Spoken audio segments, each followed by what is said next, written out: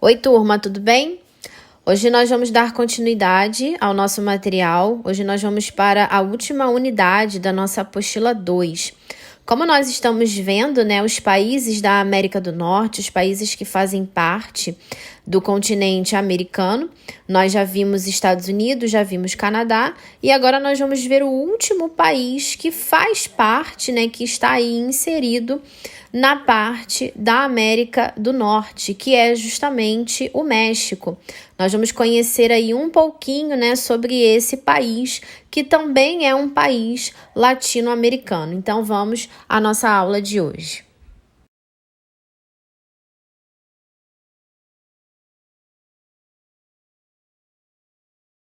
O México, ou Estados Unidos do México, é um país localizado na América do Norte, que limita a fronteira ao norte com os Estados Unidos, a leste com o Golfo do México, a oeste com o Oceano Pacífico e ao sul com a Guatemala e Belize. O território mexicano, abrange aí toda essa quantidade, de quilômetros quadrados, como vocês estão vendo aí em cima. E hoje, ele abriga aí cerca de 109,6 milhões de pessoas. A capital do país é a Cidade do México. A extensão territorial do México, ela é superada somente pelo Brasil e pela Argentina, entre os países da América Latina. Neste mapa, turma, eu coloquei aí para vocês, para que vocês pudessem ver todos os estados que pertencem aí ao México, inclusive também as suas respectivas capitais. Lembrando a vocês, que essa região, o México em si, ele era ocupada pelos maias, astecas e algumas outras civilizações, antes da colonização espanhola. E com a chegada dos colonizadores europeus lá no século XVI, essas sociedades elas foram destruídas em virtude da busca por metais preciosos, da superioridade militar dos europeus e das doenças contraídas por essas civilizações pré-colombianas. Só para ressaltar, turma, o México, ele está aí dentro da regionalização que nós classificamos de América Latina, simplesmente, devido à forma de colonização que o país teve e também pelo fato de ser aí hoje, um país subdesenvolvido também, lembrando aí a vocês que os únicos países desenvolvidos que nós temos aqui dentro do continente americano é justamente Estados Unidos e Canadá. E a partir do México, todos os outros países caem na regionalização que nós chamamos de latinos americanos.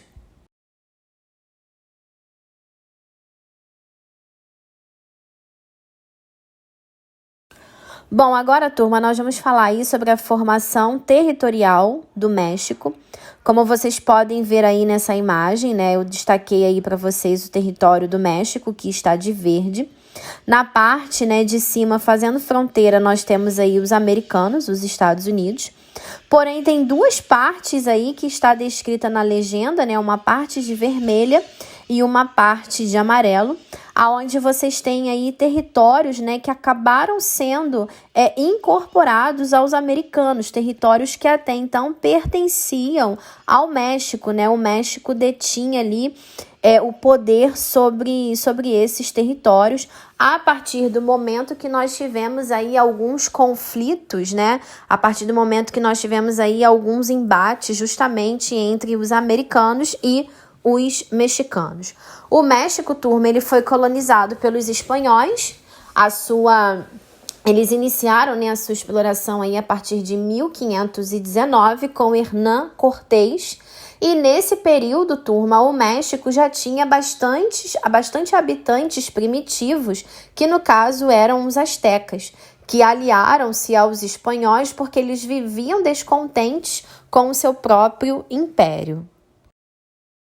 Assim, turma, como as outras áreas da América Latina, né, assim como os outros países que pertencem à América Latina, o México também serviu como uma área de exploração.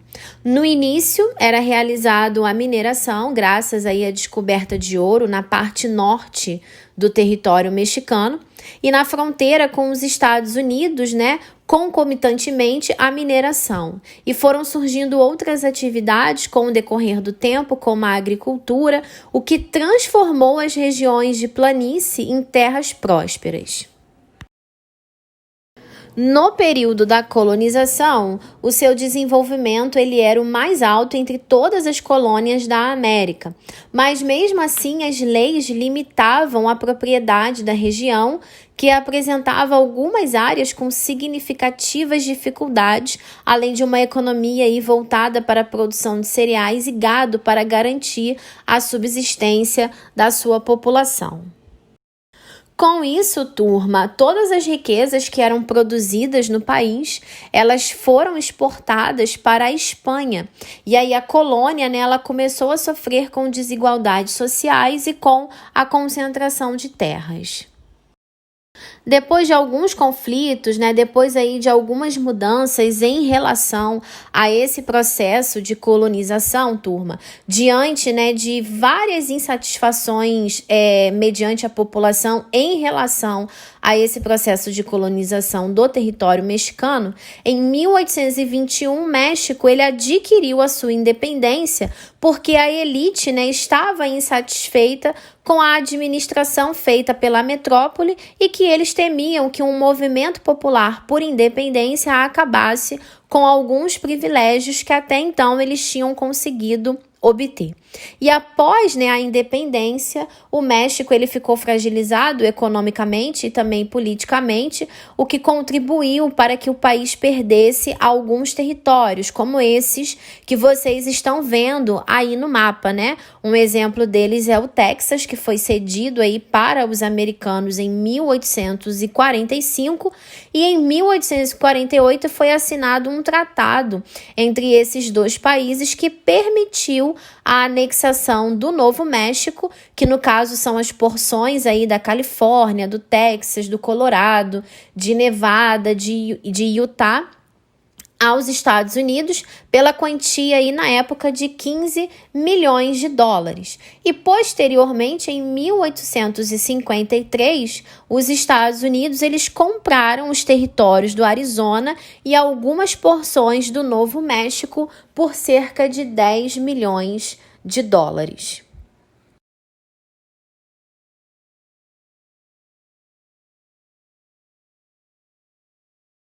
Aqui, turma, eu coloquei para vocês novamente o mapa do território mexicano, aonde está sendo dado aí o destaque para vocês de todos os estados que pertencem ao México, inclusive com as suas respectivas capitais, e também a capital federal do México.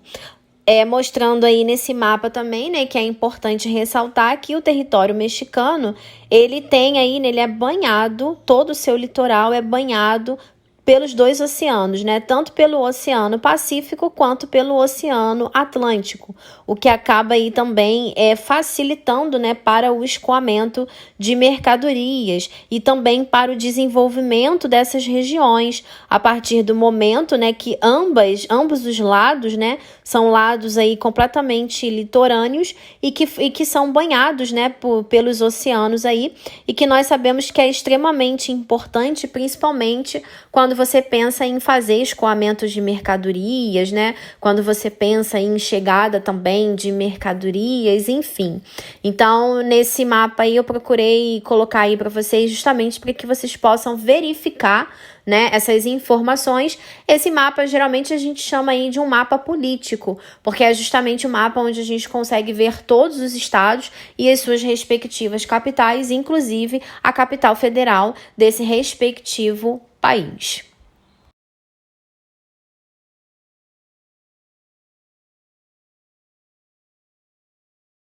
Aqui, turma, eu coloquei um outro mapa também para vocês, o mapa, né, da América do Norte, da subdivisão aí do continente americano.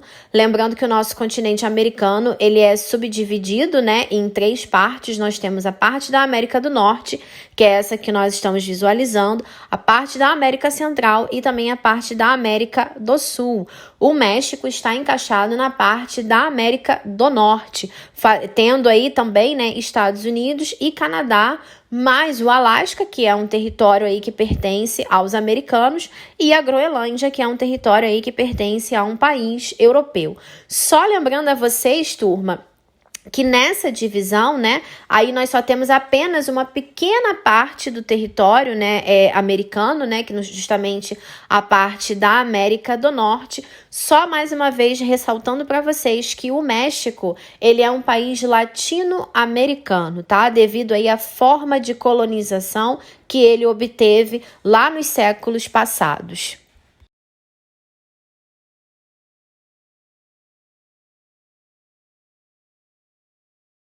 Agora nós vamos ver aí um pouquinho sobre a bandeira do México, né? Como vocês estão vendo aí na imagem, essa é a bandeira do México.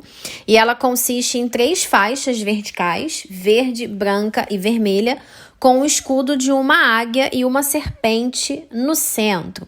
A sua origem, turma, ela remonta aí à conquista, né, da independência do México em relação aos espanhóis lá no período de 1821.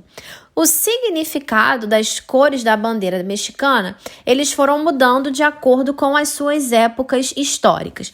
Inicialmente, o verde simbolizava a independência do México, o branco representava a fé católica e o vermelho a união entre a Europa, e a América. No entanto, após a separação, né, entre igreja e Estado, lá no século XIX, essa simbologia ela foi alterada. O verde se tornou aí esperança. O branco significou a unidade do povo mexicano e o vermelho, o sangue daqueles que lutaram pela independência. É importante ressaltar aí para vocês que a Constituição do México, ela não determina uma interpretação oficial para as cores da bandeira do país. Em relação ao símbolo, né, esse símbolo aí do meio, esse escudo, ele representa uma águia em uma postura de luta, com uma das patas pousada num cacto e com o bico e a outra pata, a ave, né, agarra uma serpente que tenta picá-la. Essa aí é justamente, né, a simbologia da bandeira do território mexicano.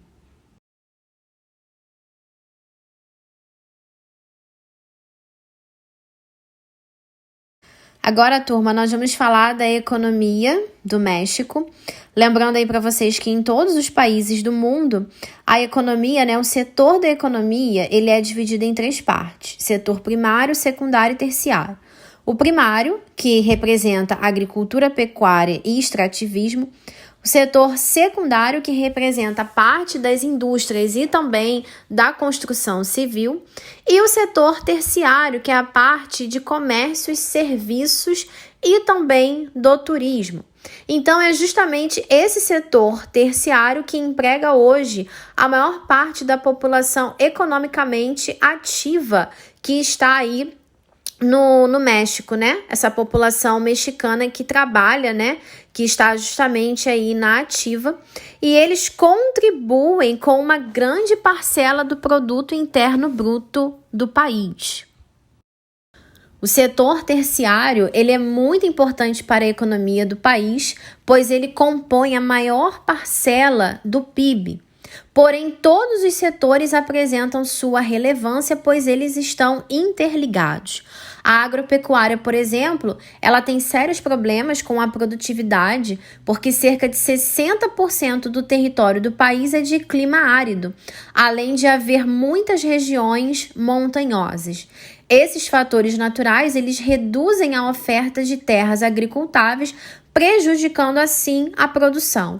Como vocês sabem, né, os fatores naturais, eles acabam interferindo na dinâmica, né, produtiva, eles acabam ali interferindo na dinâmica do setor primário, principalmente na hora de cultivar determinados tipos de produtos agrícolas.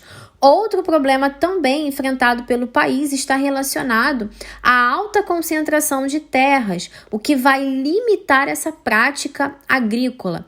Vários governadores, né, já tentaram resolver esse problema com o projeto de reforma agrária. Lembrando que esse projeto de reforma agrária ele também existe aqui no nosso país e ele é justamente voltado aí, turma, para que essas terras agricultáveis, elas possam ser melhor divididas, né? E aí os agricultores que hoje são agricultores sem terra possam ter acesso a essas terras para que eles possam produzir. Mas assim como acontece aqui no Brasil, até o dia de hoje, né? Essa situação aí, né, essa luta pela reforma agrária no México ainda de fato não foi concluída. As terras menos férteis, elas são destinadas a algumas aldeias comunitárias e às pequenas propriedades. Essas situações ligadas ao campo, elas ampliaram o êxodo rural e os conflitos pela posse de terras no território mexicano. E entre os principais cultivos agrícolas do país, eles se destacam com o café, a laranja, o tomate, o feijão, o abacate, a cana-de-açúcar, algodão e também o milho. Esses produtos mexicanos, além deles abastecerem o mercado interno, eles também são muito destinados aí para as exportações. Já a atividade industrial mexicana, ela é relevante para a economia. Ela hoje emprega cerca de 25% da sua população economicamente ativa e ela movimenta cerca de 33% do seu PIB. As principais áreas industriais são a cidade do México, em Guadalajara e Monterrey. Também temos algumas outras áreas do território mexicano que também são áreas industriais extremamente importantes. Essa parte industrial, turma, vale ressaltar aí que o México, ele possui algumas indústrias que são chamadas de indústrias maquiadoras.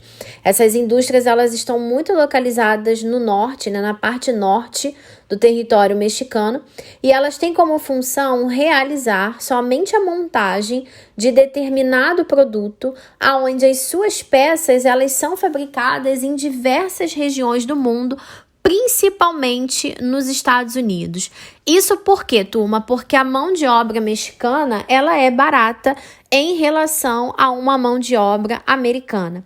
Então, existem muitas dessas empresas, né, muitas dessas indústrias maquiadoras que eles costumam classificar, aonde a montagem dos seus produtos fica, né, a cargo justamente dos mexicanos, porém, toda a produção dessas peças, né, desses produtos em si, eles são produzidos em outros lugares, são produzidos aí em outros países, porém, eles são montados justamente em território mexicano devido aí à mão de obra barata que os mexicanos possuem. Bom, turma, essa foi a nossa aula de hoje e até a próxima.